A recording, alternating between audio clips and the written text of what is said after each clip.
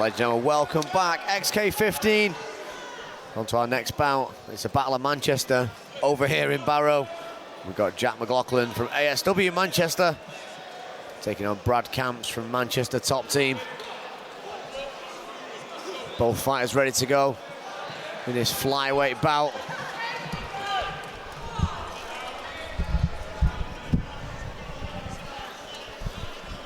Probably the fight, Jamie, that I was looking forward to most on tonight's card. Jack Mcloughlin, 3-0, representing ASW Manchester, and Brad Camps, 2-1 from Manchester Top Team. Brad coming off a 5-round war for the flyweight championship in his last fight on Budo, but yeah, it was a great fight that as well. Yeah, he doesn't want to step away and take his foot off the gas, finding the hardest opponent he could possibly get, and he's going to get a tough night in Jack Mcloughlin. Like I say, 3 victories and no defeats.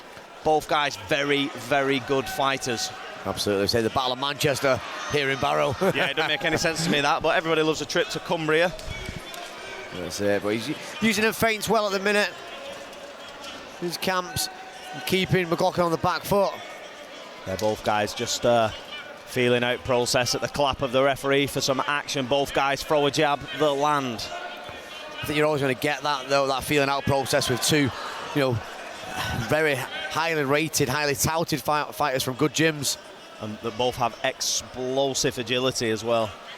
And we know... Lovely chopping low kick from Camps, and one of his own from McLaughlin. We know Camps has got the fitness. We've seen that 5-round war on Budo.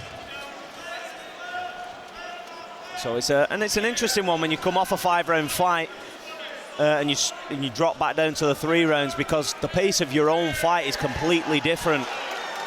Unless you're just a phenomenally conditioned athlete and you can go for 5 rounds, you've got to switch it up and maybe hold a little bit back in those longer fights. But here he can put his foot on the gas.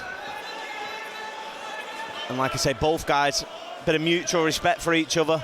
A couple of jabs landed by both guys, a couple of low kicks. Yeah, Camps is stalking that centre pretty nicely at the minute, but McLaughlin's working off that back foot. Using the space and the distance control really well at the minute. Yeah, no, I wouldn't be surprised if towards the end of this round we saw a takedown attempt from Brad Camps, and Jack Mcloughlin's lost his gum shield, but he fights. He's got to fight until the referee steps in. McLaughlin there just showing a little bit of... He's out! Wow, and he took some shots there then. That is, again, that was a big knockout, but yeah, it's going to be one of those now that's going to be talked about for some time. What actually happened there now? The instructions at the start of the fight are always very straightforward. You fight until the referee says stop. Now, when his gum shield came out, whether you were able to keep up with it live, Jack Mcloughlin actually said, "My gum shield has come out," and the referee signalled to say, "Carry on fighting." Brad Camps jumped on him through the right hand, and ultimately that was enough. Once the right hands landed, and well, the thing is, like, when you're in there, people don't understand on the outside of the cage, so I don't understand why Brad is even getting involved with this at the minute, because end of the day, people don't understand fighting when you're in there and it goes off like that. It is defend yourself at all times. We've seen this so many times. Yeah. We've seen it on one of the biggest stages ever with Floyd Mayweather that time, with Ortiz, when he put his hands down and he just jumped on him, put him away. This is what happens now. There's going to be some upset from this, absolutely, because it was a horrendous knockout. We'll watch it here. His gum shield comes out.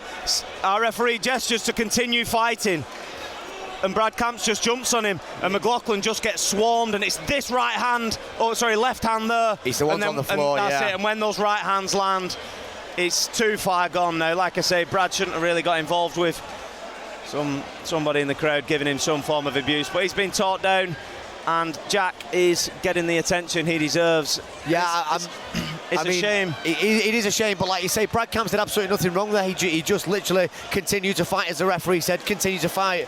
It's for the referee to stop it, no one else. And this is the problem we've got here, and it is going to be controversial, and we are going to talk about this, Chris, unfortunately, and for all the wrong reasons as well, because that was such a good fight to start with, and we were looking forward to that. Yeah, and it's just the whole build up, unfortunately, to to the fight. Obviously, there was a delay at the start of it because Jack's gloves weren't, I'll use the term, adequate enough to compete.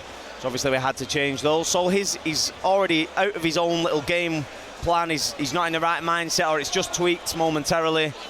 Obviously then, like I said, he's just... If the referee says you carry on fighting, you carry on fighting. I did absolutely nothing wrong with the shots they put in.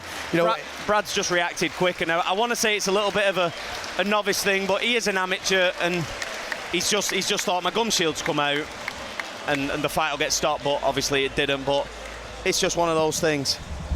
Yeah, he took a few good shots without his gum shield in as well, so hopefully his teeth are still intact. But you know, this is fighting, and these things do happen, unfortunately. You know, and a good show of respect from both guys there. And I'm sure we'll see a rematch of that at some point in the very, very near future. You know, let's see what happens with that. We're going to hand it over now.